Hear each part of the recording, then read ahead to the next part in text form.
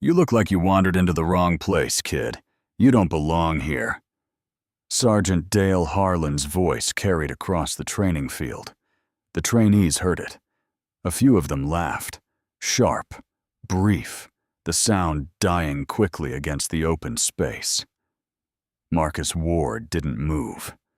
He stood exactly where he was and took it without flinching, without lowering his eyes, without giving Harlan a single thing.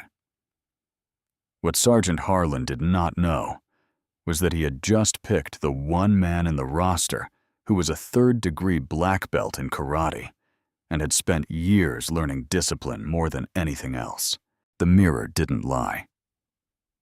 Marcus Ward stood in front of it at dawn, buttoning his white undershirt with slow, deliberate fingers. The bedroom light was harsh and bright. Every crease in his face was visible, every line around his eyes. He looked at himself the way a man looks at something he has been building for a long time, not with pride exactly, but with readiness. Behind him, on the shelf above the dresser, 3 national championship plaques caught the light, gold lettering bearing his name over and over. He didn't look at them. He already knew what they said. He pulled on his pants, tucked in his undershirt, and stood straight. The man in the mirror looked like he meant business. Marcus had wanted to be a police officer since he was 12 years old. Not because the job was glamorous, not because he grew up watching cop shows on television. He wanted it because of one specific Tuesday afternoon in October, 16 years earlier, when his father, Jonathan Ward, a man who wore a suit to the grocery store, who carried a leather briefcase and argued cases in federal court, was pulled over on Meridian Avenue and treated like a criminal. Marcus had been in the back seat.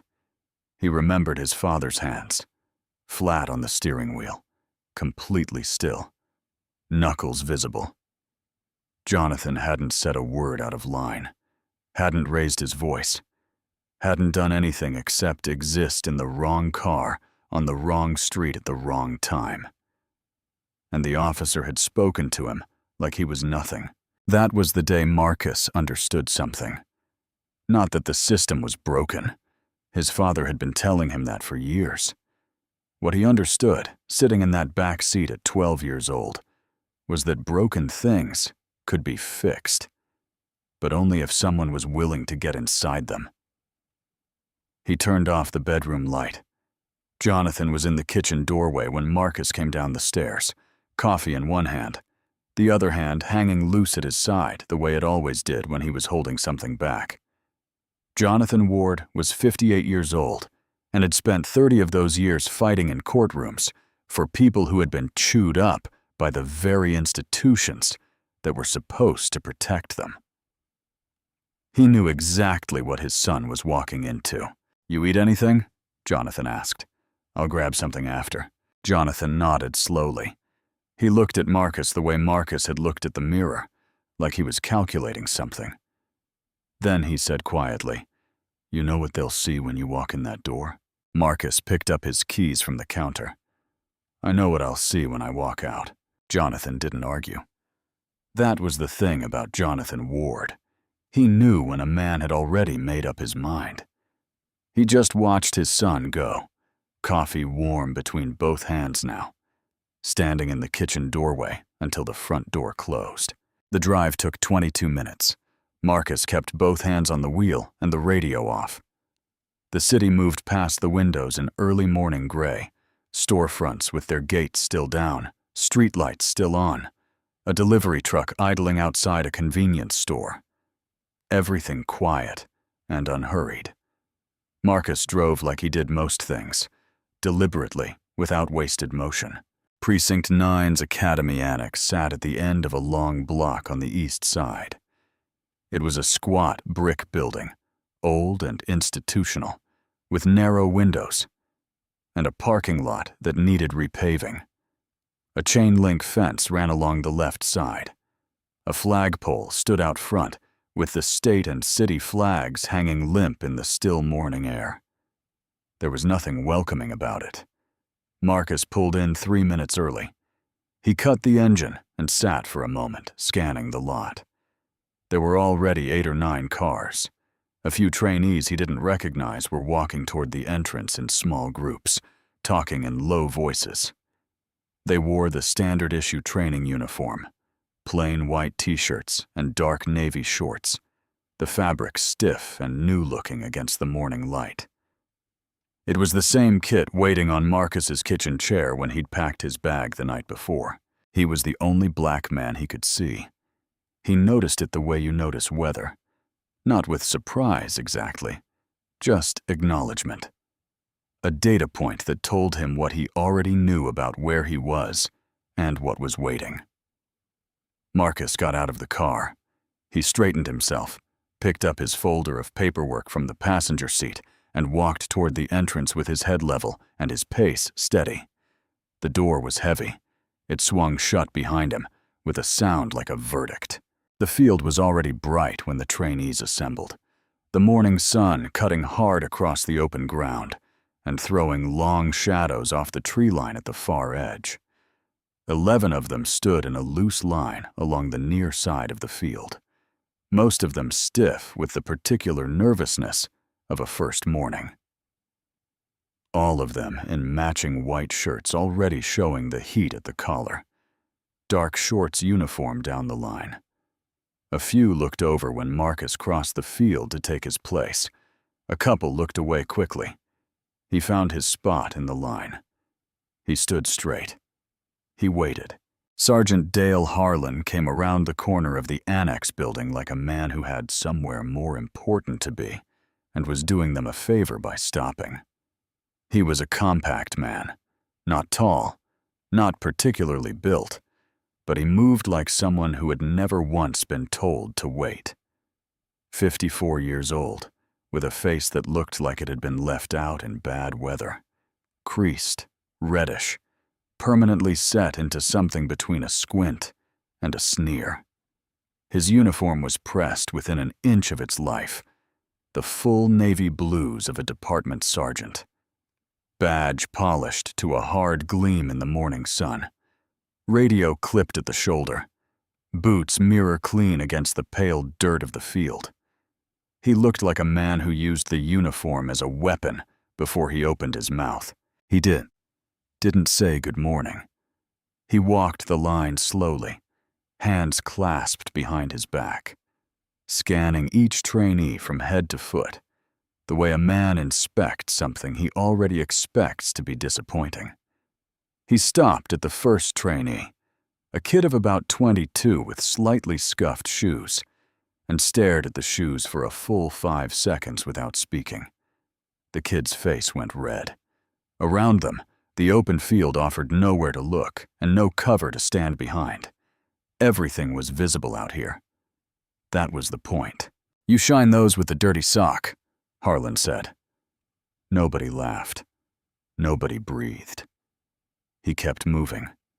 A grunt at the next trainee, a dismissive headshake at the one after that. He was performing, and everyone in the line knew it. And no one was going to say so. The tree line stood still at the edge of the field. The sun climbed and did not care. Then he reached Marcus. He stopped. The silence stretched out, more exposed somehow in the open air than it would have been between 4 walls. Harlan looked Marcus up and down once, slowly, like he was reading the back of a cereal box. Then he looked down at his clipboard and dragged his finger along the roster until he found the name. His finger stopped. Ward. He let the name sit in the morning air for a moment. Then he looked up. And there was something in his eyes that wasn't confusion or curiosity. It was a decision. "You look like you wandered onto the wrong field, son. Community center's about 2 blocks north." Laughter broke out immediately. Sharp, quick laughter from Brock Hamilton, a thick-necked trainee at the far end of the line, and 2 others close to him. Out here, it had nowhere to go. It just hung in the open air and faded. Not everyone laughed. Most of the line stayed still, eyes forward. The particular blankness of people who want no part of what they're watching, but won't say so either. Marcus didn't move. He kept his posture exactly where it was, back straight, chin level, eyes on the middle distance, fixed on the tree line at the far edge of the field, steady and unchanged, the way he intended to be. He let the laughter run its course, and when it died out into the morning quiet, he said, without any heat in his voice at all, "I appreciate the concern, Sergeant, but I checked the address twice." The laughter stopped. Harlan's expression didn't change, not exactly, but something behind his eyes shifted. He'd expected embarrassment. He'd expected the flinch, the dropped shoulders, the red face, the mumbled apology. That was the reaction men like Harlan built their whole game around. Out here on the open ground with the sun overhead and nowhere to hide, that flinch was supposed to be inevitable. Marcus had given him nothing, just a calm, clear sentence and steady eye contact. Harlan stared at him for one more second. Then he moved on down the line, but his eyes came back to Marcus twice before he finished the roster. Marcus noticed both times. The morning session was classroom work, protocols, department regulations, a 40-minute lecture on use of force policy that Harlan delivered, like a man who found his own material exhausting. Marcus took notes. He stayed focused. The afternoon was different. They moved outside. The training field behind the annex building was wide and flat, bordered on three sides by a dense tree line that stood dark green and still against a sky that had opened up into full aggressive blue. The sun was high and direct, no clouds, no relief. And it hit the pale dirt and scrubbed grass of the field with the particular force of a day that intended to be brutal. The air smelled of dry earth and cut pine from the tree line. It was the kind of afternoon that made everything feel overexposed. The trainees assembled in a loose formation along the near edge of the field. Their white t-shirts caught the sun immediately, already showing sweat at the collar and between the shoulder blades on the trainees who had been moving around setting up equipment. Harlan stood at the center of the field in his full Navy uniform, badge glinting in the direct light, not a button undone, looking entirely unmoved by the heat. His radio crackled once and went quiet. He silenced it without looking down. He called out equipment assignments from his clipboard, turning slowly as he spoke so his voice carried to the far ends of the formation. Trainees received their gear. When he reached Marcus, he assigned him the heaviest sandbag pack in the pile, nearly 15 pounds more than the standard issue. He did it without looking up from the clipboard, without explanation. "Equalizing standards," Harlan said flatly, moving on. The run was 3 miles down the perimeter path that skirted the tree line and doubled back through the open field. The sun tracked them the whole way. No cover on the open stretch, only thin shade where the path cut close to the pines. The white shirts of the group ahead of Marcus flashed in and out of the tree shadows like a scattered flock. Marcus ran at a steady pace with the extra weight and finished in the top third of the group, shirt dark with sweat down the spine and across both shoulders, breathing hard but controlled. Harlan clocked the time, wrote something on his board, and said nothing. Then he added a 4th mile, only for Marcus, framed as a conditioning variance, and stood at the edge of the field with a stopwatch and his arms folded, watching from beneath the peak of his uniform cap, badge catching the afternoon sun at intervals as he shifted his weight. Marcus ran the 4th mile. He didn't complain. He didn't look at Harlan when he crossed the finish line. He just slowed to a walk, controlled his breathing, and rejoined the group. The day ended at 6. Trainees gathered their gear and filed out through the narrow hallway toward the parking lot. Marcus was near the back of the group, moving at an easy pace. He heard the footsteps behind him a half-second before it happened. Brock Hamilton hit him with a hard shoulder check as he passed. No words, no eye contact. Just a deliberate collision that would have sent most people stumbling into the wall. Marcus didn't stumble. He absorbed it, steadied himself in one step, and turned to watch Brock walk away down the hallway, already looking at his phone. Brock never looked back. Marcus turned and walked to the exit. Day 2 started the same way Day 1 had ended. Bright lights and Harlan walking the line. But this morning, the 12 trainees were moved back outside before 8. The field looked different in the early light.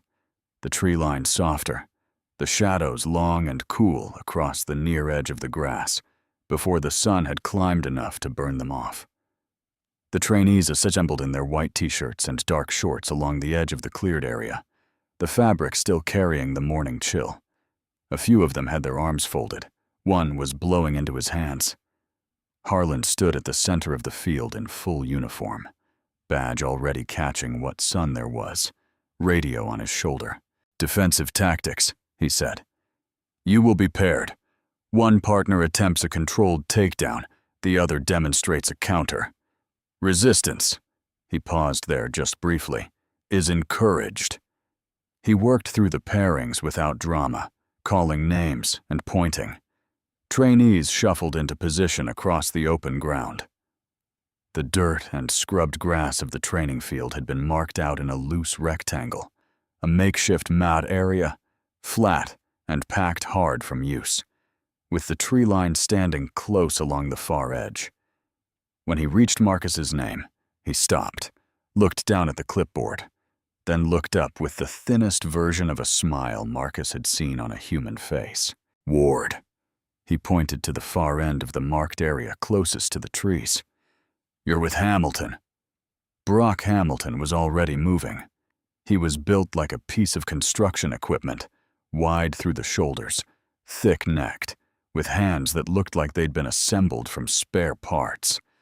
He rolled his neck as he walked, cracking it twice, and took his position across from Marcus without making eye contact. The sun had climbed enough now to come in flat and direct off the tree line, cutting hard light across the field. Both of them squinted into it. Before the drill began, Harlan walked to Brock's end of the field. He leaned in close to Brock's ear. Whatever he said was too quiet for anyone else to hear. Brock nodded once, slowly, and the corner of his mouth pulled up. Nobody else caught it. But mounted under the narrow eave of the annex building, a security camera pointed at a slight downward angle toward the training field. It caught everything. "Begin," Harlan said. Brock came in fast, not drill fast, not training fast.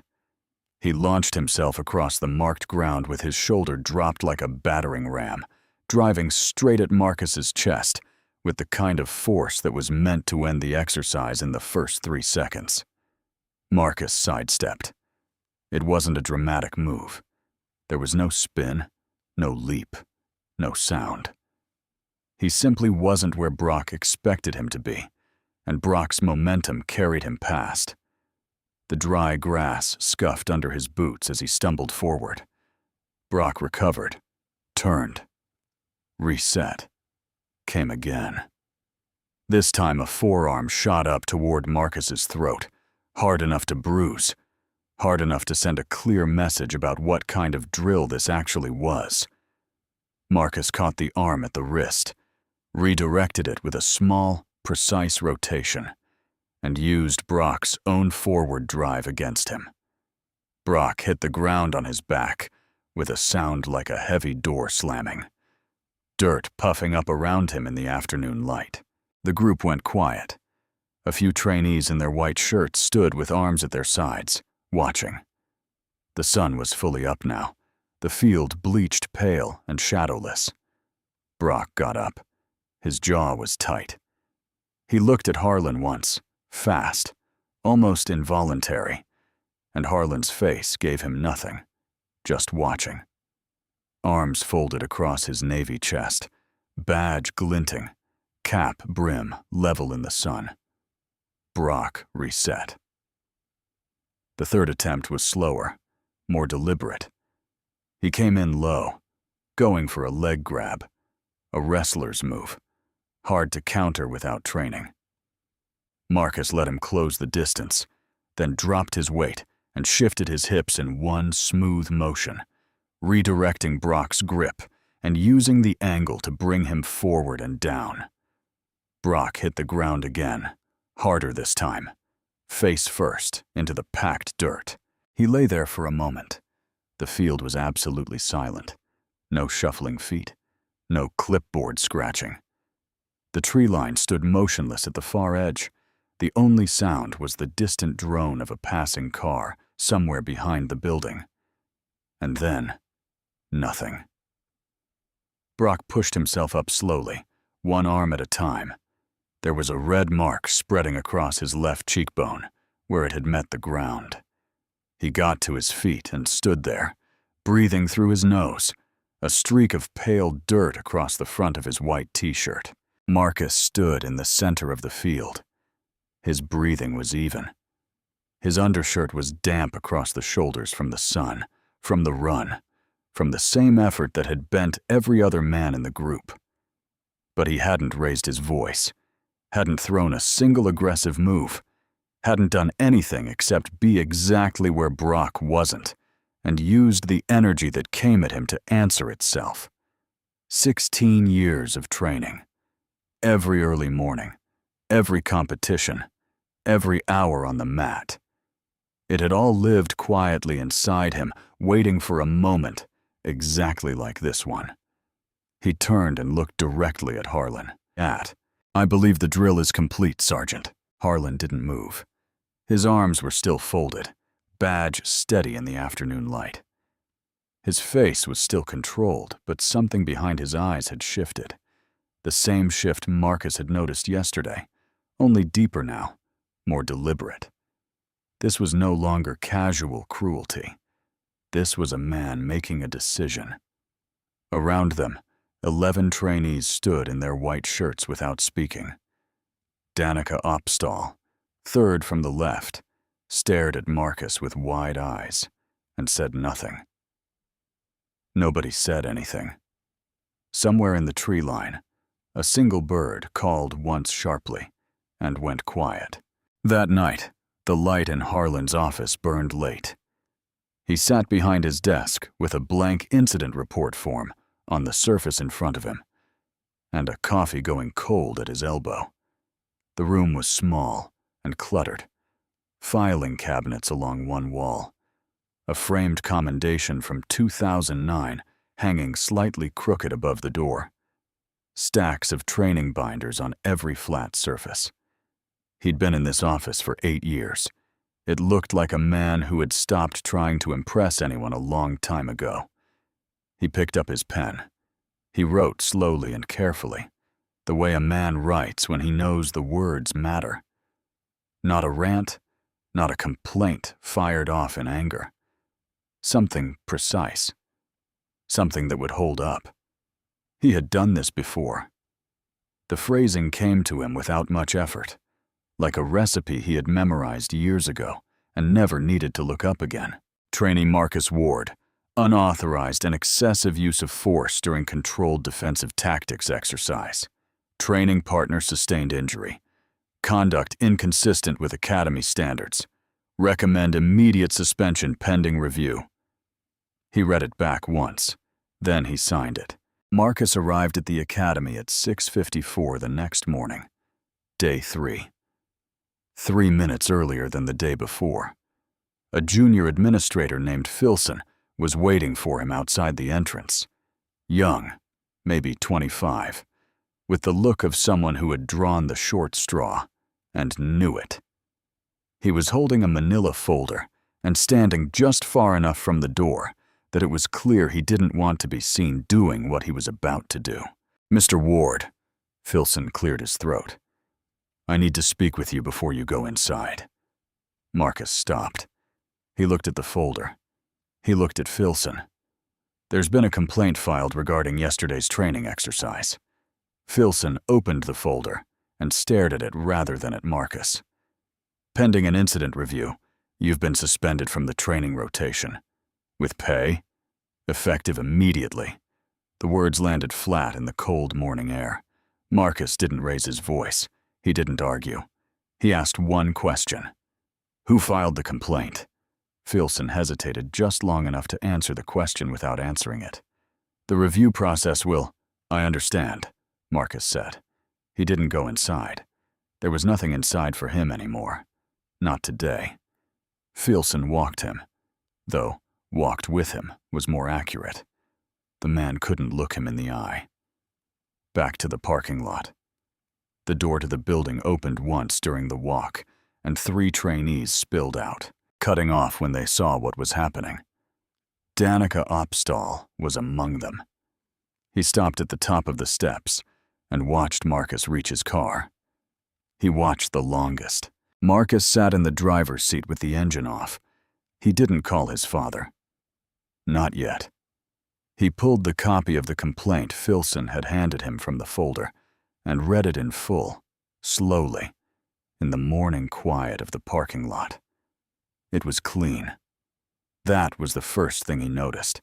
No anger in the language, no exaggeration.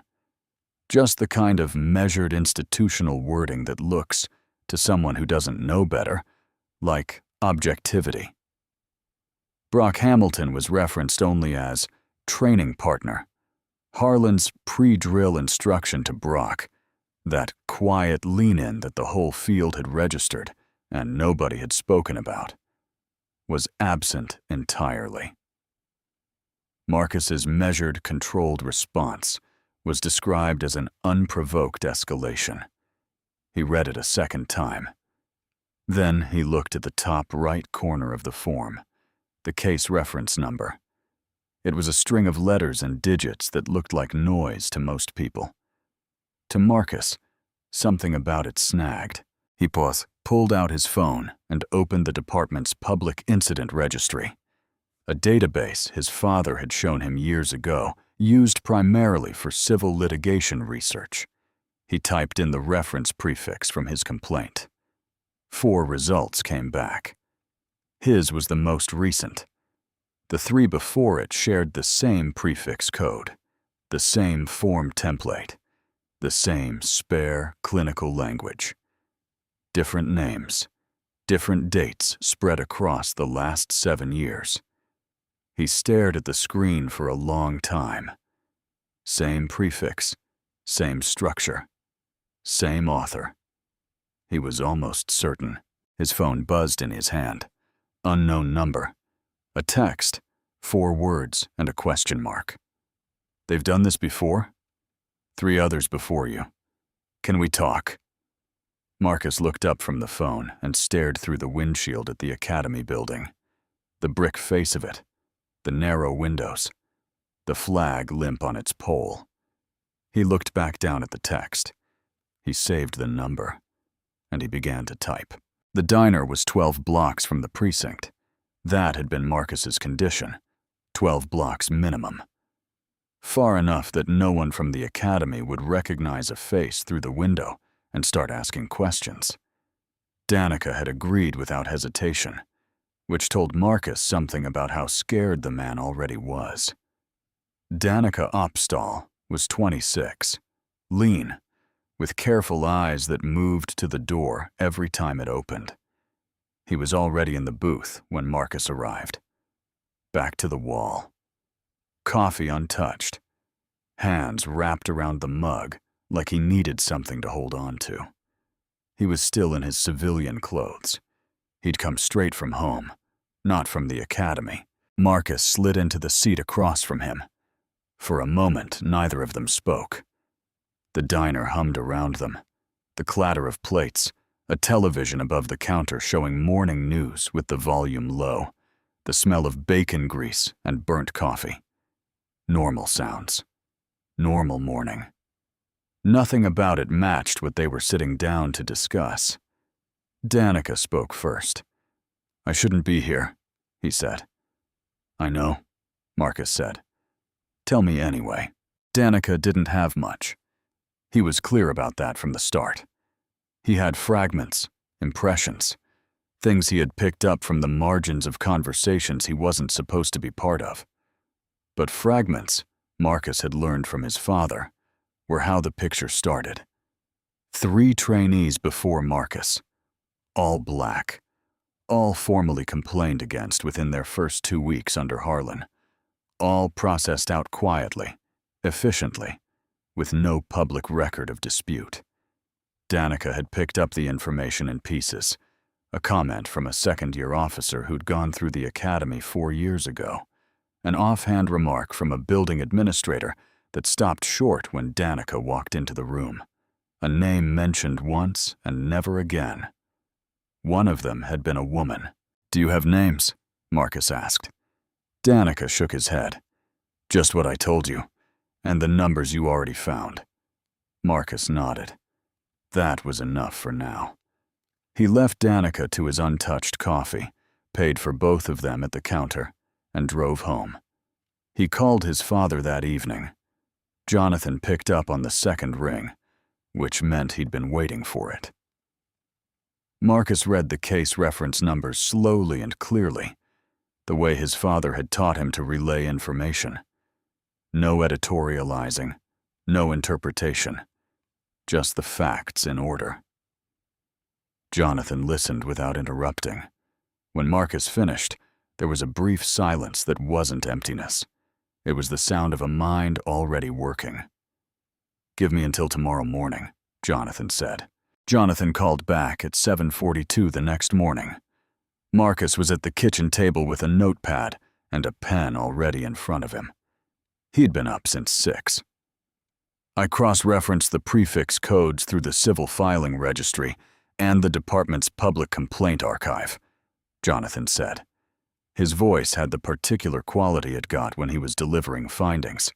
Measured, precise, no wasted words. 3 prior complaints. Same form template. Same reference structure. Filed over a 7-year span. Names, Marcus said. Ryden Oliver. Filed 6 years ago. Processed out within 3 weeks. Last known address puts him out of state. No current contact information in any database I can access. A pause. Trevor Flaherty. 4 years ago. He's local. Listed address on the east side. Phone number attached to the record. Marcus wrote both names. And the third? Kyla Delzer. 2.5 years ago. Another pause, slightly longer this time. Marcus. She fought it. Hired an attorney. The complaint record has a response filing attached. A formal dispute. It went nowhere, but she tried. Marcus wrote her name. He underlined it once without thinking about it. That's 3 documented cases, he said. Same sergeant, same complaint structure, same outcome. In 7 years, Jonathan said. And those are only the ones that made it into a filing system I can access. There may be more that were handled before any paperwork was generated. Marcus stared at the 3 names on his notepad. Ryden Oliver, Trevor Flaherty, Kyla Delzer. Real people. Real careers ended or derailed before they had the chance to begin.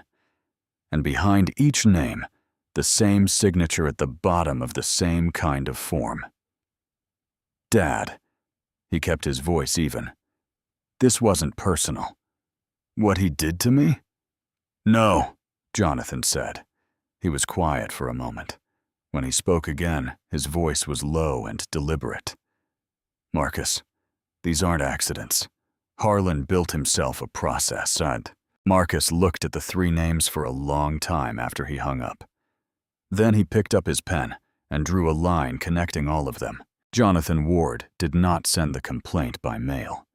He drove it to the department's HR division himself, parked in the visitor lot, walked through the front entrance with the document in a sealed envelope, and stood at the reception desk until a clerk signed for it and stamped the acknowledgement copy with the date and time. 8:41 in the morning. He kept the stamped copy, folded it into his inside jacket pocket, and drove back to his office. He had been doing this for 30 years. He knew better than to leave a paper trail with gaps in it. 2 days passed. Marcus spent them at home, suspended and barred from the building, doing what his father had taught him to do with waiting time. He organized. He built a timeline on his kitchen table using index cards and a roll of tape, placing every event in order, every name, every date, every case reference number. He read the department's HR policy manual cover to cover and found 3 separate procedures that Harlan's complaint against him had bypassed without explanation. On the morning of the 3rd day, a letter arrived at Jonathan's office by department courier. Jonathan read it standing at his desk. The complaint had been reviewed and found to be without merit. The matter was considered closed. No further action would be taken. He read it again. Then he set it down on his desk and stood very still for a moment. In 30 years of civil rights law, he had seen complaints buried in many ways, delayed, misfiled, lost in reassignment. But this letter had arrived in 48 hours. 48 hours from receipt to closure, with no record of a single interview conducted, no request for documentation, no contact with Marcus, no contact with Jonathan. That wasn't slowness.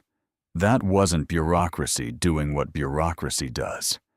That was a door being shut before anyone could get a foot in it. Jonathan called Marcus and told him what the letter said. Marcus listened without speaking. Then he said, "Who signed it?" Jonathan looked at the bottom of the letter. HR Administrator. Name's Gavin Foss. Marcus wrote the name on a fresh index card and added it to the table. That afternoon, Marcus drove to the east side. Ryden Oliver's last known address was a second-floor apartment in a building with a broken buzzer panel and a landlord, who answered the door in a bathrobe. He confirmed that Ryden had moved out 14 months ago. Forwarding address? He laughed like Marcus had asked something funny. No forwarding address. No contact. Just gone. Marcus sat in his car outside the building for a minute. Then he drove away. Trevor Flaherty answered on the 3rd ring. His voice was careful right from the start. Not unfriendly, but measured in the way of a man who had decided in advance how far this conversation was going to go. Marcus introduced himself, explained what had happened, explained what he and his father had found about the pattern of complaints. He kept it brief and factual. Silence on the line. Then, "I hear you. I do. But I've got a wife and 2 kids and a job I can't afford to lose. I'm done with all of it. Whatever happened, happened. I moved on. Trevor, I'm not doing this, man." His voice didn't rise. It didn't need to. The exhaustion in it said everything. "I'm sorry about what they did to you. I really am. But I can't go back there. I can't." The line went quiet. "Okay," Marcus said. "I understand." He meant it. That was the hardest part. He actually meant it. Trevor Flaherty had every reason in the world to say no and no obligation to say yes, and being angry at a man for protecting his family was not something Marcus was willing to do. But the silence after he hung up sat in the car with him for a long time. He dialed Kyla Delzer last. It rang 4 times. He was preparing for voicemail when she picked up. "Yes?" Cautious. A woman who didn't recognize the number and wasn't pretending otherwise. Marcus told her his name, told her what precinct, told her what Harlan had done and what his father had found. The line went quiet. Not the silence of someone who didn't care. The silence of someone who cared very much and was deciding something important. When she spoke, Her voice was steady and clear. "Tell me what you need." Marcus set his phone down on the kitchen table. In front of him, the notepad with the 3 names sat under the index card timeline he'd been building for 2 days.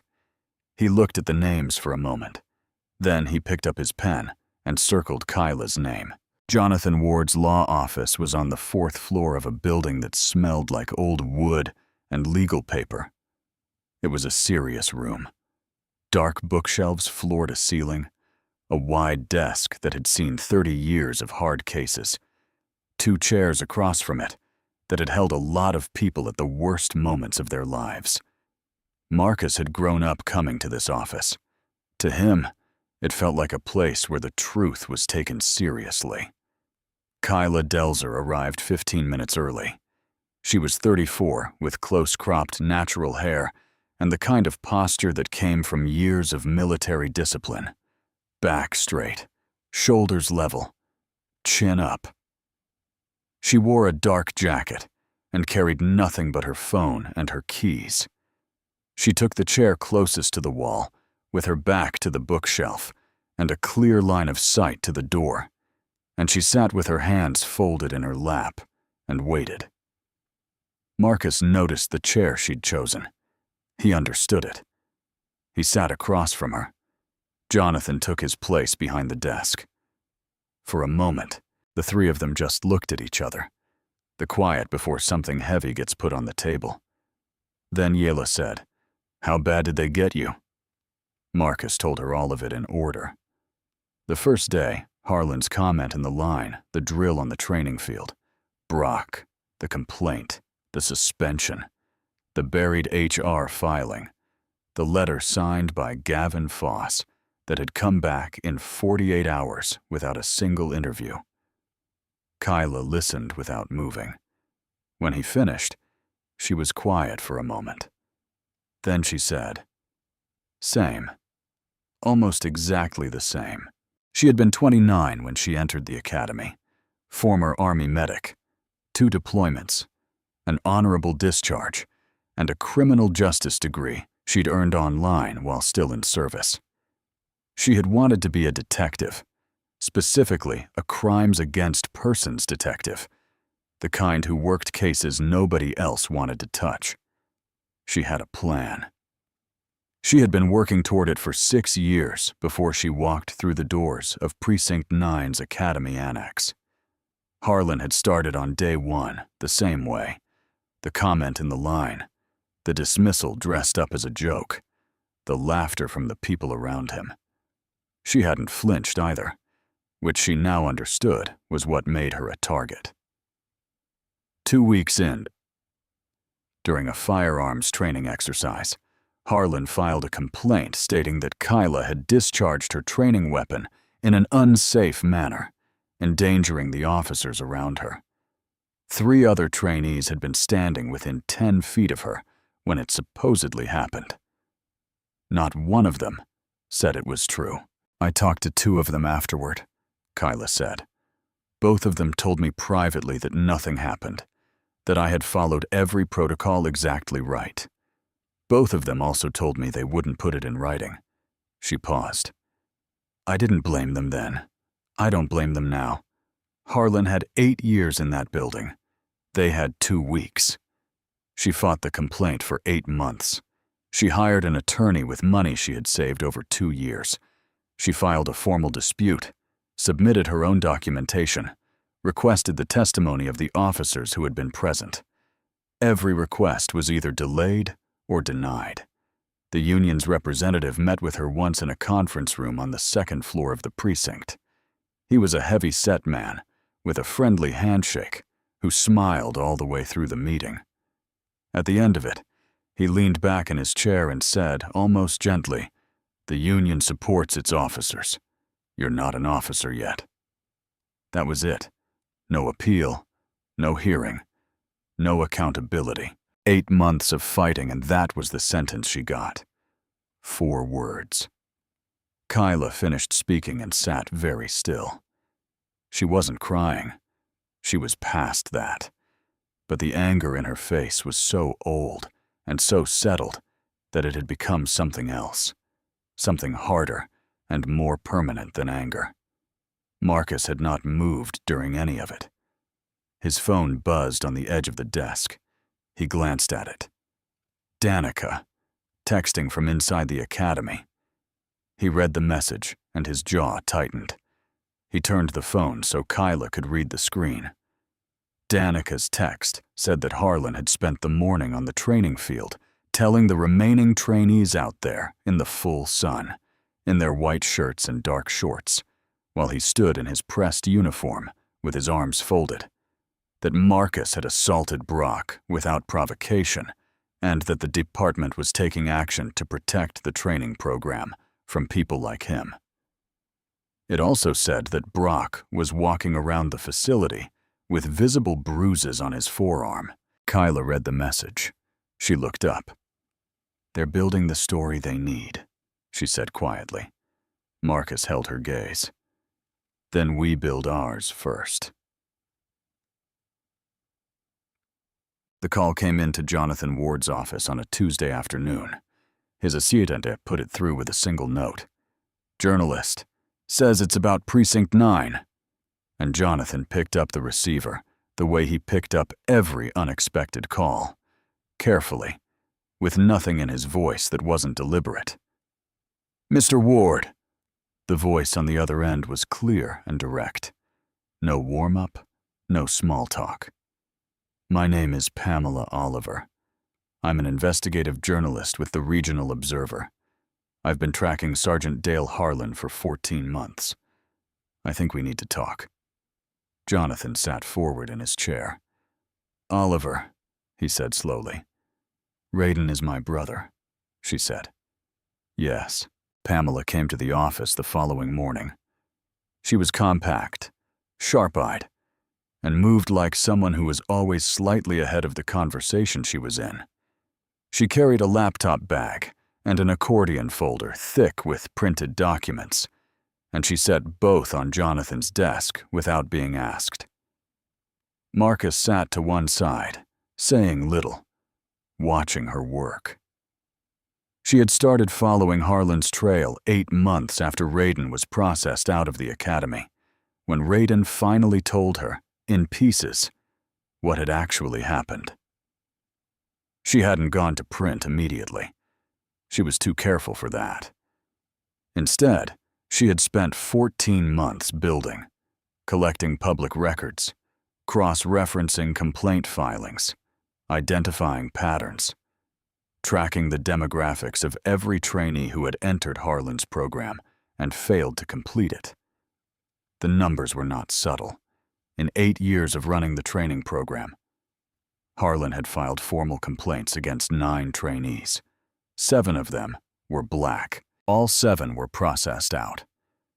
The 2 white trainees who received complaints, both for documented, witnessed infractions, had been given remediation plans and completed the program, 7-0.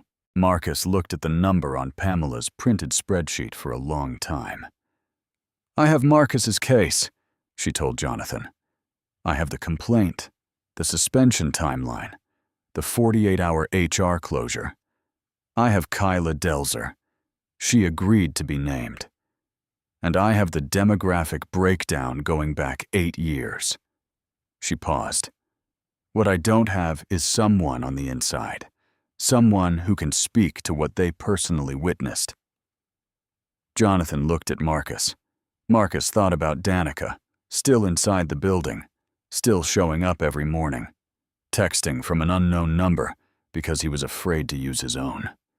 He thought about what it would cost Danica to go on record. He thought about what it would cost him not to. "Let me make a call," Marcus said. Danica agreed to provide a written account of what he had witnessed during the field drill. The pre-exercise exchange between Harlan and Brock, Brock's deliberate escalation out on the open training ground, and Marcus's controlled response. He would not attach his name to it, not yet, but he would put it in writing and let Pamela use it as background sourcing. It was enough. Pamela's article went up on the Regional Observer's website on a Thursday evening. It was long, over 2,000 words, carefully sourced, precise in its language, and devastating in its implications.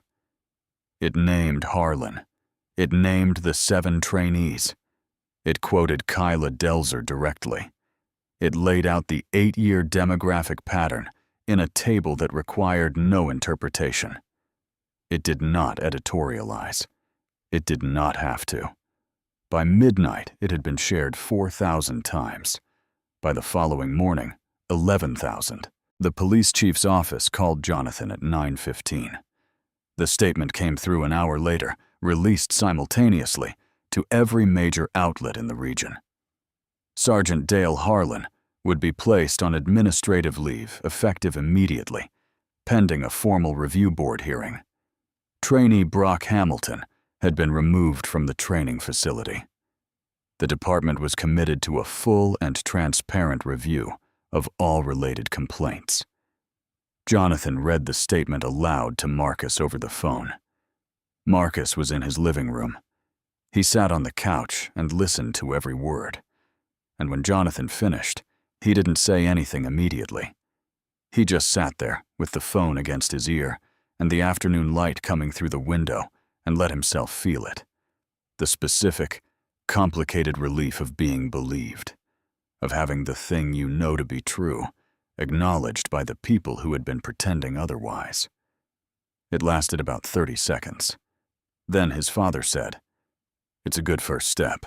First step, not the finish line." Marcus knew that. Jonathan had been in this business too long to mistake a press release for a verdict. "I know," Marcus said. But when he hung up the phone, he sat quietly for another moment before he moved. For the first time in days, there was warmth somewhere in his chest. Marcus's phone started ringing at 2 in the morning. He was asleep when the first call came in. He rolled over, saw his father's name on the screen, and was sitting upright before the second ring finished. Jonathan never called at 2 in the morning. In 28 years, Marcus could not remember a single time it had happened. He answered. "They leaked your juvenile record." Jonathan's voice was controlled, but only the way a fire is controlled when it's still burning. "It's up on the Precinct Insider. Posted about 40 minutes ago." Marcus said nothing. "Marcus? I'm here." He was already moving to his laptop. "What does it say?" The Precinct Insider was a news site that called itself independent and functioned as a mouthpiece for the police union. Everyone in the city knew what it was. Everyone read it anyway. The headline took up the full width of the screen. "Academy's victim has history of violence. Sealed records reveal assault charge." Marcus read it once, then again. The article was short, barely 400 words, but it was surgical. It outlined the incident from 16 years ago. Marcus, then 16, had been involved in a physical altercation with 3 older boys. He had defended himself. The aggravated assault charge had been filed, reviewed, and dropped within 60 days. The record had been sealed by court order. Every one of those facts was in the article. Accessing a sealed juvenile record through a law enforcement database without legal cause was a federal violation. The Precinct Insider had not accessed it themselves. They didn't have that kind of reach. Someone inside the department had pulled the record and handed it over. Marcus closed the laptop. He sat on the edge of his bed in the dark and breathed. By morning, the damage was visible and total. The review board chair issued a brief statement before 9. Given the emergence of new information and the current media environment, the hearing scheduled for the following 48 hours would be postponed indefinitely. No new date was provided. Jonathan called Pamela Oliver's editor directly. The conversation was short. The editor, citing pressure from 2 of the paper's largest advertisers, both of whom had documented ties to the police union, had made a decision overnight. Pamela's article was being pulled from the site pending what the editor called independent verification. The article that had been shared 11,000 times was gone by 10 in the morning, replaced with a gray placeholder box and a single line about editorial review. Pamela called Marcus herself, furious and apologizing at the same time. He told her it wasn't her fault. He meant it, but the words felt thin in his mouth. The chief's office released a new statement at noon. It was 3 sentences long. It affirmed Harlan's 22 years of exemplary service to the department. It expressed confidence in the integrity of the training program. It said nothing about the review board postponement. 22 years of exemplary service. Marcus read those 4 words 3 times. Kyla Delzer stopped answering texts that afternoon. Marcus sent 2. Neither delivered. He didn't push. He understood. When the wall pushes back this hard, people who have already been hurt by it once don't stay in the open. Kyla had a life, a career she had rebuilt from nothing after Harlan had dismantled her first one. He couldn't ask her to stand in front of a moving vehicle twice. Trevor Flaherty's number was disconnected. Whether he'd changed it recently or months ago, Marcus had no way of knowing. Danica sent a single text at 3 in the afternoon from his unknown number. 2 words and a period. "I'm sorry." Marcus set his phone face down on the kitchen table and left it there. He was still sitting at that table when his father arrived at 6 without calling ahead, with 2 cups of coffee from the place on Meridian that Marcus had liked since he was a kid. Jonathan set one in front of him and sat down across from him and didn't try to smooth anything over. "They committed a federal crime to stop you," Jonathan said. "Accessing a sealed juvenile record without cause. That's not a policy violation. That's a criminal act." "I know." "Which means they're scared." Marcus wrapped both hands around the coffee cup. The warmth of it moved into his palms. Outside the kitchen window, the evening had gone fully dark. "Doesn't feel that way right now," he said. "No," Jonathan said. He didn't pretend otherwise. "It doesn't." They sat together in the quiet kitchen for a long time, the notepad with the 3 names still on the table between them, and neither of them said anything more. Jonathan was back at 7 the next morning. Marcus hadn't slept much. He'd been up since 5, sitting at the same kitchen table with the same notepad, running the same loop through his head.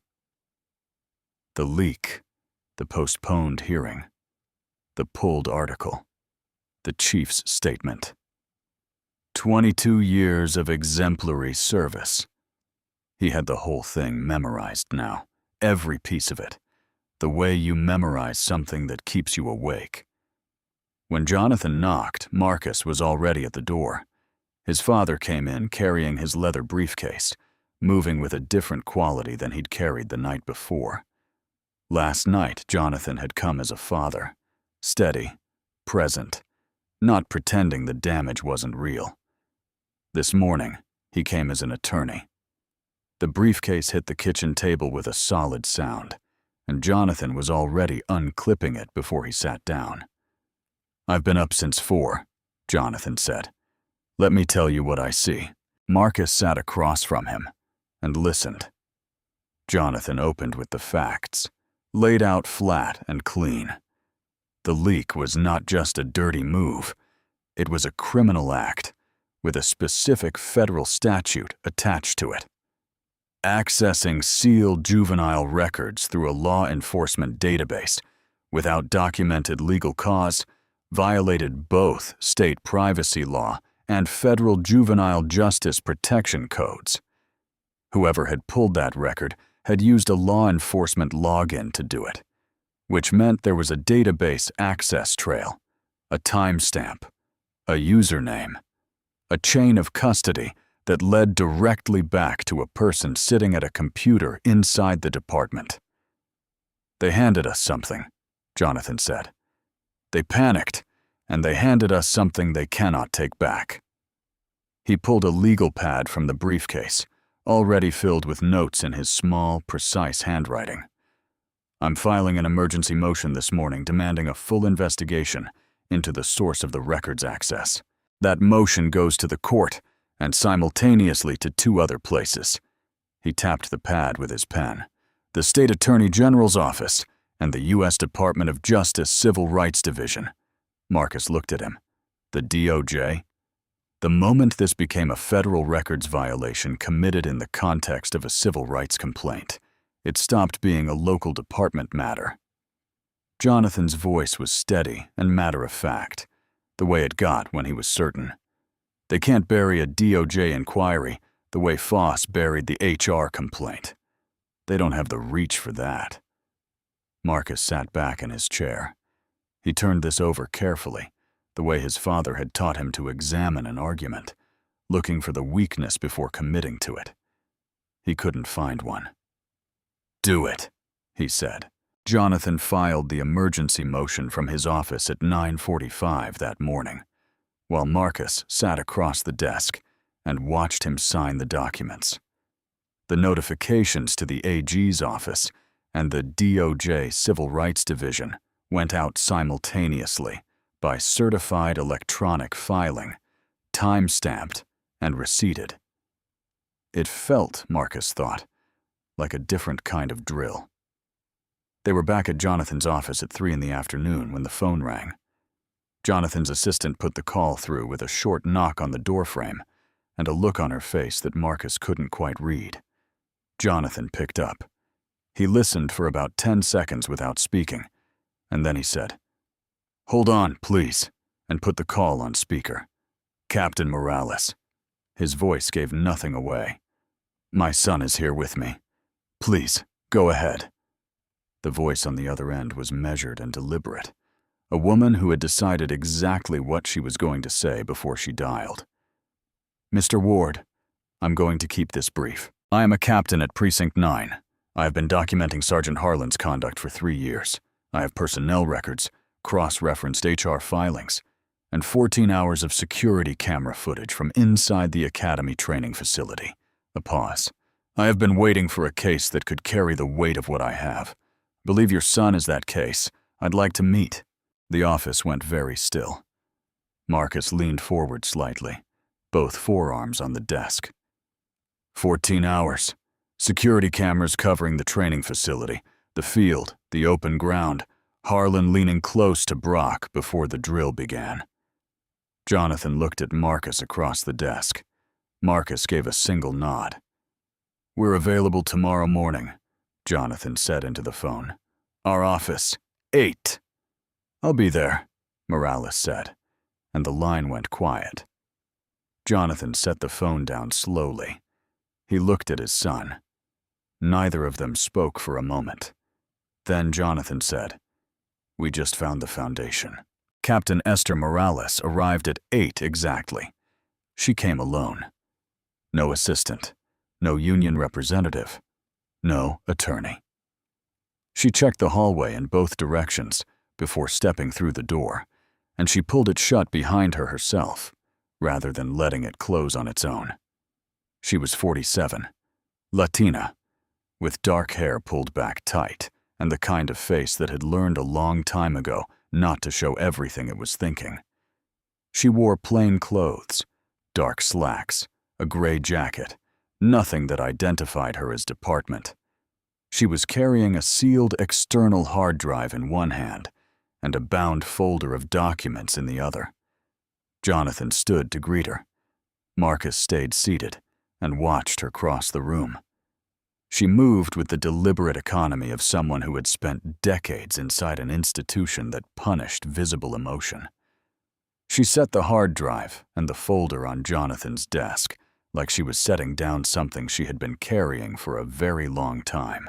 She took the chair across from Jonathan and looked at Marcus directly. "I want you to know something before we start," she said. "I'm not doing this because of your case specifically. I'm doing this because I've watched this happen for 3 years, and I've been waiting for a case the system couldn't quietly swallow. Yours is the one." Marcus held her gaze. "I understand." "Good," she said, and she opened the folder. Morales started with the cameras. The academy annex had security cameras covering the exterior training areas, as well as the building's interior. The camera mounted beneath the rear eave, the one angled out over the training field, had been positioned primarily to monitor the equipment shed and the near section of the perimeter fence. What Harlan had never verified was its horizontal sweep. The camera's field of view extended across the full width of the drill area at a slight diagonal. It captured the field, the formation, the tree line at the far edge. It had captured everything. Morales opened the hard drive on Jonathan's laptop. The footage was clear and time-stamped. She navigated to the file without hesitation.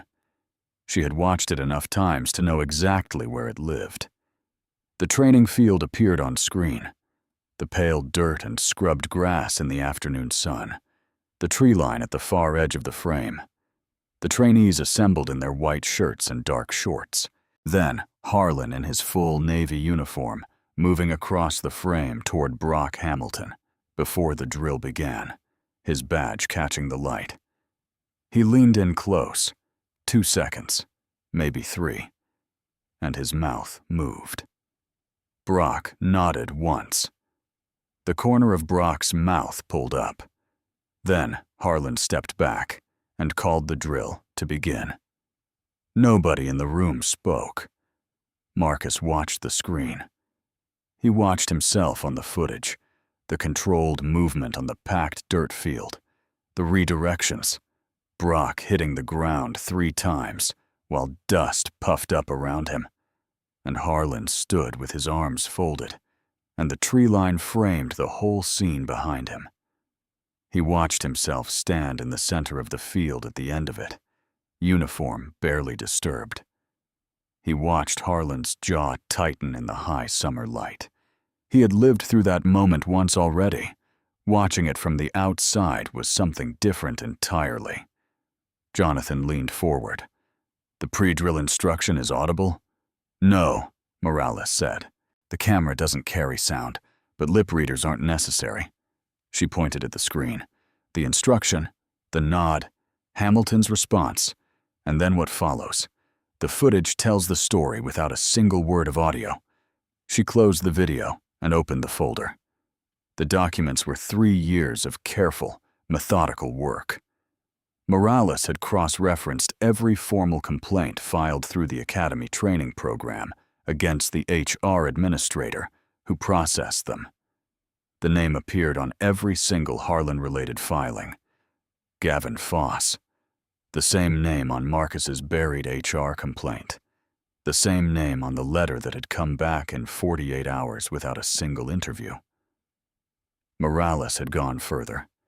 She had obtained the department's social club registry, a voluntary internal document listing officer participation in departmental recreational groups. Harlan and Foss were both listed as members of the Weekend Golf League. Documented attendance records showed them present at the same outings on 14 separate occasions over the past 2 years. Jonathan read through the documents without speaking. His pen moved steadily across his legal pad. "Foss accessed my son's sealed juvenile record," he said, not looking up. "The AG's office will confirm it," Morales said. "His login credentials are on the database access trail. It's already there. They just need to pull it." Jonathan set his pen down. He looked at the hard drive sitting on his desk. Then he looked at Morales. "This ends Harlan," he said. Morales looked back at him without blinking. "It ends more than Harlan," she said. The clip was 12 seconds long. Pamela Oliver posted it from her personal journalism page the morning after Morales's meeting at the law office. No article attached, just the clip, a timestamp, and a single line of caption. Security footage from outside Precinct 9's Academy training facility. Sergeant Dale Harlan, moments before the drill. 12 seconds of Harlan, in full Navy uniform, leaning close to Brock Hamilton's ear, out on the sunlit field. The tree line at the edge of the frame. The other trainees, in white shirts, standing in formation behind them. Brock nodding. The corner of Brock's mouth pulling up. 12 seconds, and by noon it had been viewed 40,000 times. Marcus's phone started going off mid-morning and didn't stop. He sat at the kitchen table and watched the notification count climb. Shares, comments, messages from numbers he didn't recognize. Journalists, community advocates, a retired officer who had worked Precinct 9 12 years ago and wanted to talk. He responded to none of them. That wasn't his job. His father's office would handle the press. Marcus's job right now was to stay focused and wait. His phone buzzed with a call at 2:15 in the afternoon, a number he recognized. Kyla Delzer. He picked up before the second ring. "I watched it," she said. No greeting, no preamble. "I watched it 6 times. And?" "That's what he did before my incident." Her voice was steady but tight, like a wire pulled almost to its limit. The lean, the whisper. I was on the other side of the field during my exercise, and I saw him do it to the officer running my drill. I told my attorney. She said, without audio, it meant nothing. A short pause. I never stopped thinking about that moment. 6 times I watched your footage, and I still couldn't breathe right. Marcus said nothing. He let her have the space. "I'll testify," Kyla said. "Whatever you need. Deposition, hearing, courtroom. Wherever this goes, I'm there. Full name on the record. Everything." Jonathan filed the amendment to the federal civil rights lawsuit that same afternoon, formally incorporating Kyla's testimony into the case structure. What had begun as a single incident complaint against Dale Harlan was now something larger and more difficult to dismiss. A documented pattern of racially discriminatory conduct spanning multiple victims, multiple years, and multiple levels of institutional complicity. The legal term was class action. The human term was they had all been lied about in the same way by the same man, while the same system looked the other way. Danica Opstall submitted his written statement that evening, still without his name attached, but detailed, chronological, and corroborating every element of Marcus's account of the drill. Jonathan noted it carefully and told Danica that when he was ready to attach his name, the door was open. Danica didn't respond to that, but he didn't close the door either. That evening, after the calls and the filings and the noise of the day had settled, Marcus and his father sat together in the law office. The hard drive sat on the desk between them. The folder of Morales' documentation sat beside it. The legal pad with Jonathan's notes was filled front and back, multiple pages deep now. The handwriting getting smaller and more compressed as the case got larger and more certain. Marcus had been quiet for a while, not the quiet of someone who had nothing to say, the quiet of someone who was deciding whether to say the real thing.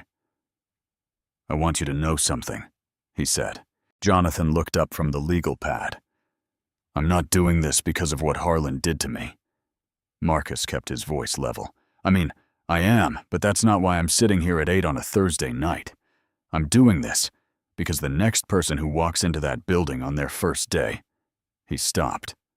Started again. "They don't deserve what I got. They don't deserve what Kyla got, or Ryden, or Trevor." He paused. "I got lucky. I had you. Most people don't have a Jonathan Ward waiting at home to run case reference numbers at 7 in the morning. Most people just get processed out and disappear." Jonathan was quiet for a long moment. He set his pen down on the legal pad. He looked at his son across the desk. This man he had raised, who had walked into the worst version of the machine he had spent his whole life fighting, and come out the other side still standing, still clear-eyed, still talking about other people. "That," Jonathan said slowly, is exactly why I became a lawyer." The office was quiet around them. Evening light had gone from gold to gray outside the windows. The hard drive sat between them like a verdict that had already been rendered, just waiting on the paperwork. Marcus looked at his father. For the first time since day one, he felt the ground beneath him as solid. The federal building on Court Street was nothing like the precinct. It was clean and tall, and indifferent to everyone who walked through it. Marble floors, fluorescent lighting, security desks staffed by people who had seen everything and reacted to nothing. Marcus and Jonathan arrived 40 minutes early and sat in the corridor outside the hearing room in wooden chairs that had probably held 1,000 people, carrying 1,000 different kinds of trouble. Marcus sat straight, hands folded, eyes forward. 3 weeks had passed since Morales' meeting at the law office. 3 weeks of depositions, filings, document requests, and the slow, grinding preparation that Jonathan had always described as building a wall 1 brick at a time. Marcus had spent most of it waiting. Waiting was, he had decided, the hardest part of the whole thing. Harder than day one, harder than the complaint. Harder even than the night the tabloid story went up. Waiting meant thinking.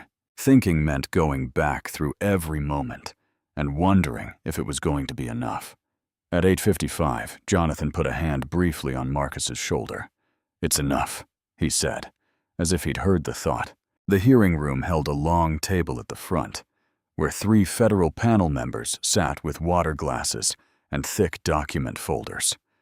A court reporter was already typing. Pamela Oliver sat in the public gallery with 2 other journalists Marcus didn't recognize. Department legal counsel occupied a table to the left. Harlan sat beside his attorney in a charcoal suit, back straight, face arranged into something that was trying hard to look like dignity. Marcus took his seat and did not look at Harlan. Morales testified first. She stood at the front of the room with the bound folder of documentation and walked the panel through 3 years of work with the same calm precision she had brought to Jonathan's office.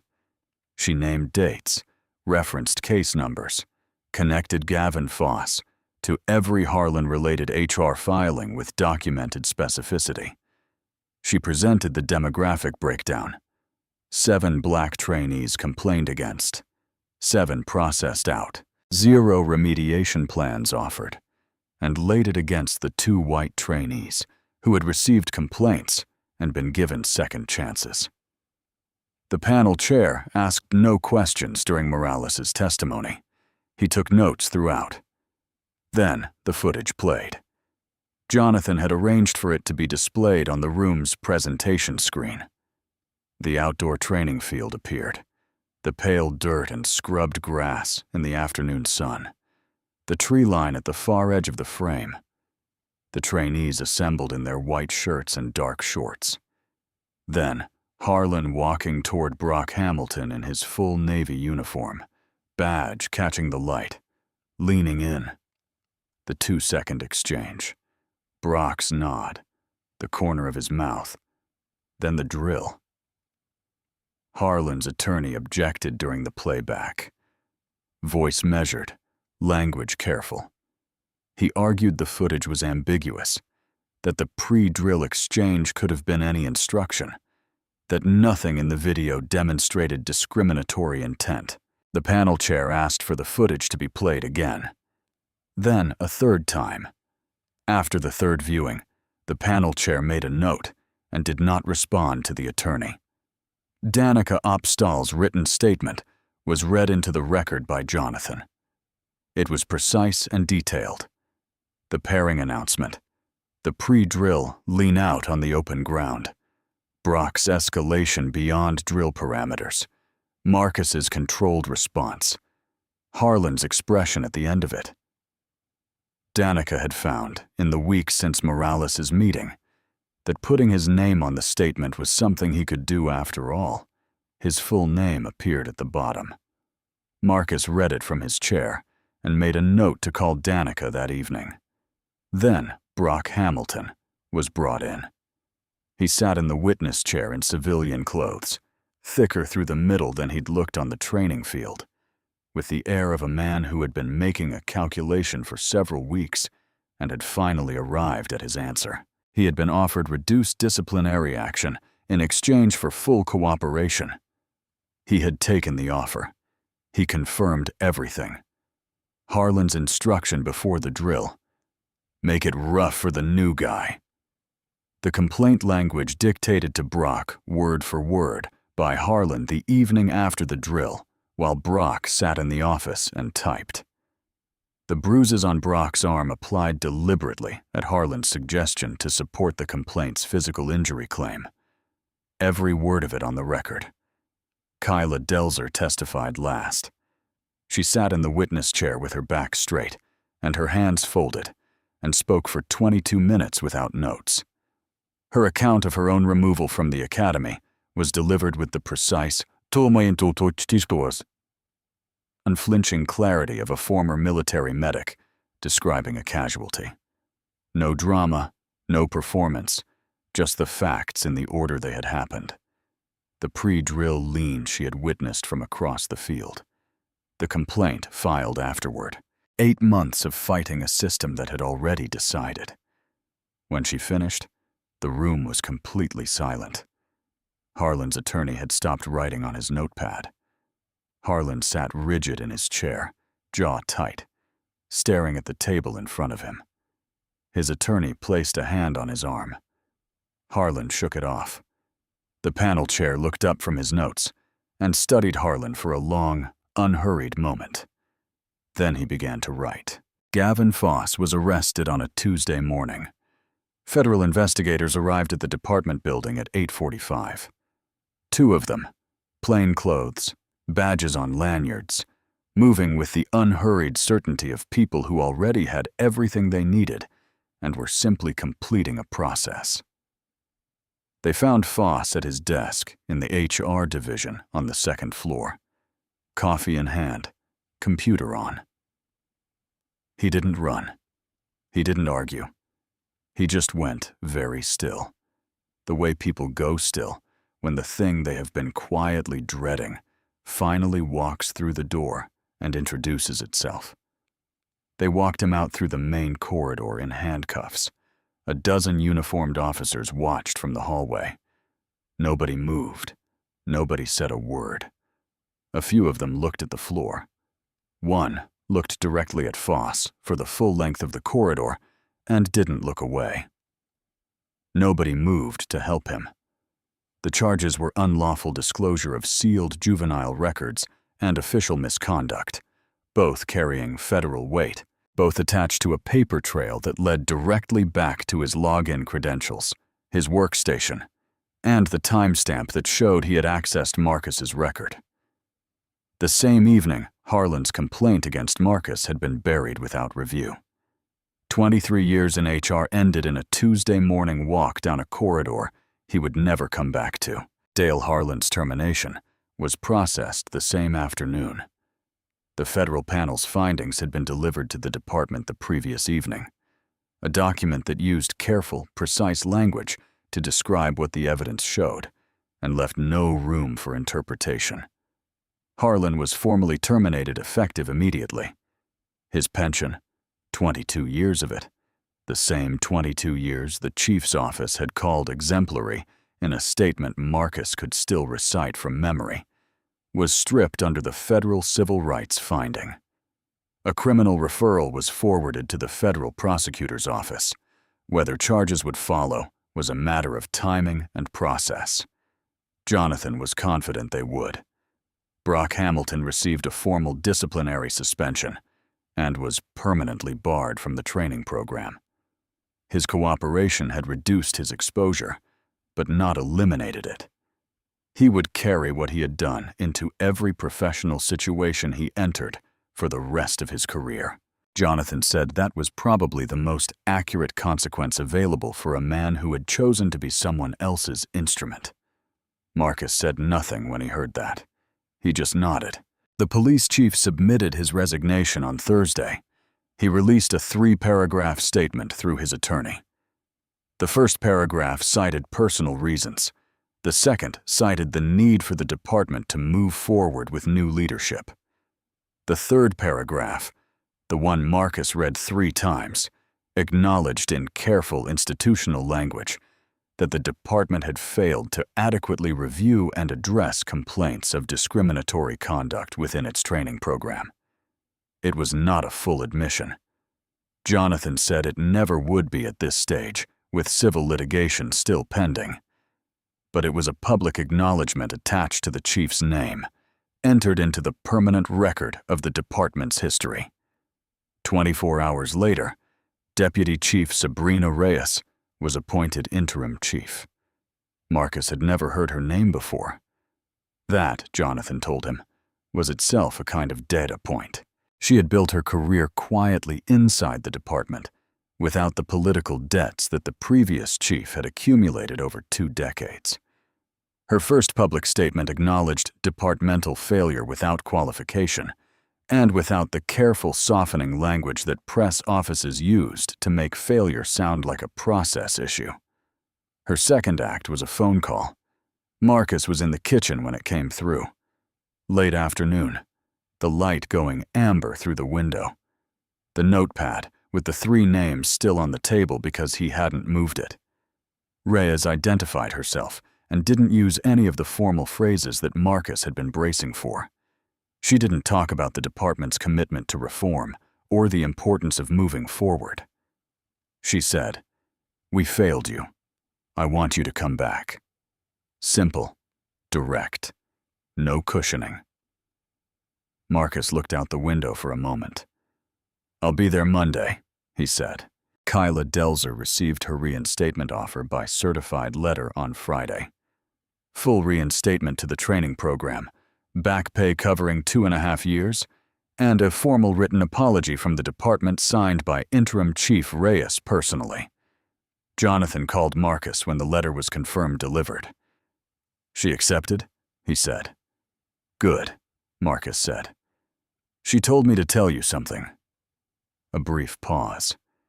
"She said she has 8 years of unfinished business." Marcus smiled. It was a small smile, quiet, the kind that comes from somewhere deep and doesn't need an audience. He set his phone down on the kitchen table beside the notepad. For the first time since he had sat in that parking lot on day 3, reading the complaint that had started all of this, the table didn't feel like a place where he was working against something. It felt like a place where something had been finished. The ceremony was short. Interim Chief Sabrina Reyes stood at the front of a room on the 2nd floor of the main precinct building, not the Academy Annex, the main building, which Marcus noted and understood, with 3 journalists present, including Pamela Oliver, who had her recorder on the table and her notebook open, and was trying, not entirely successfully, to look like she wasn't personally invested in what she was covering. There were maybe 30 people in the room, officers, administrators, Danica Opstall standing near the back wall in his training whites, the same plain white t-shirt and dark shorts of a trainee still working through the program, having somehow found a reason to be in a building he wasn't assigned to that afternoon. Reyes presented Marcus his badge without a speech. That was deliberate, Marcus understood. A speech would have been for the department.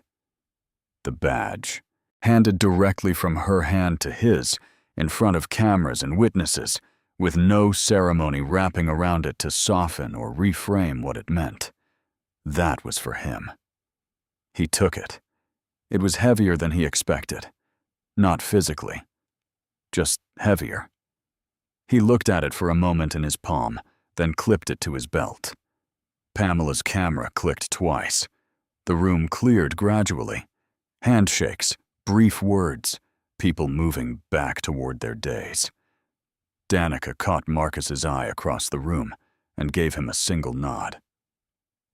Marcus returned it. They would talk properly later.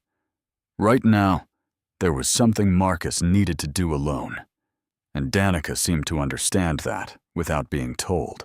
Jonathan was the last one in the room besides Marcus. His father stood by the window with his hands in his pockets watching the parking lot below, giving Marcus the space of the moment without leaving it. When the last person filed out and the door closed, he turned. They looked at each other. There were no words available that were large enough for what the last several weeks had been, and Jonathan Ward had spent 30 years learning that the attempt to find those words usually diminished the thing you were trying to describe. So he crossed the room and put his hand briefly on the back of his son's neck. The same gesture he had used when Marcus was 12 years old and sitting in the back seat of a car on Meridian Avenue, watching the world reveal itself for what it was. Then he let go. "I'll see you at dinner," Jonathan said. "Yeah," Marcus said. "You will." The academy annex was a 10-minute drive. Marcus parked in the same spot he had used on day one. Not intentionally, just the first space available on the left side of the lot. He sat in the car for a moment the way he had that first morning, looking at the brick building, the narrow windows, the flag on its pole. The building looked the same. It was not the same. He was not the same. He got out of the car and walked inside. The hallway was quiet in the late afternoon. Doors closed, lights on in a few offices, the distant sound of voices from somewhere deeper in the building. He walked without hurrying, without looking into the offices he passed, until he reached the rear exit at the end of the corridor. He pushed it open. The training field was empty.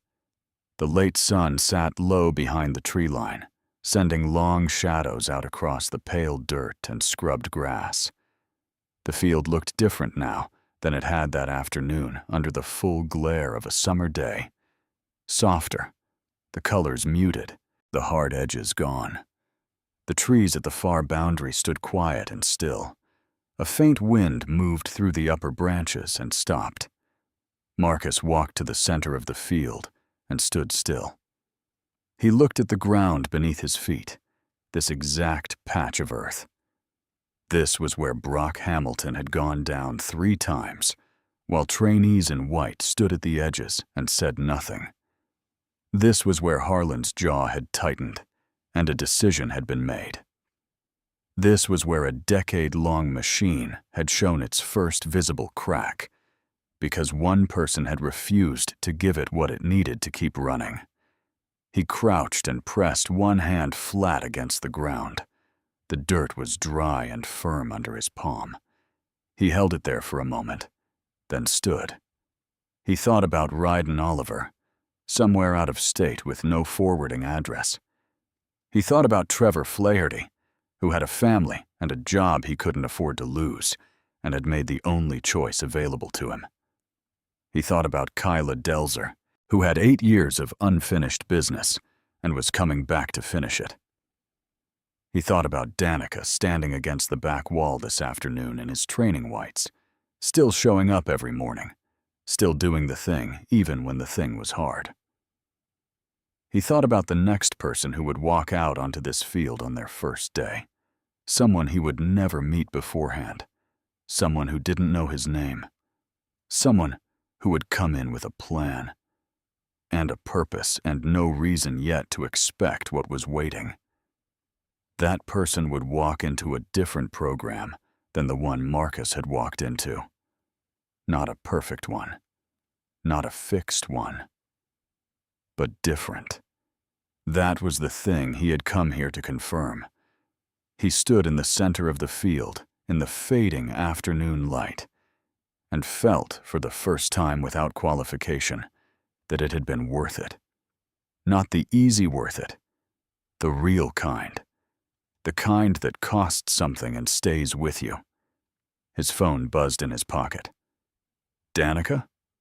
First day back tomorrow? Marcus looked around the empty field one last time. The long shadows. The still tree line. The pale dust where the ground had been packed smooth by years of people doing hard things. He typed back.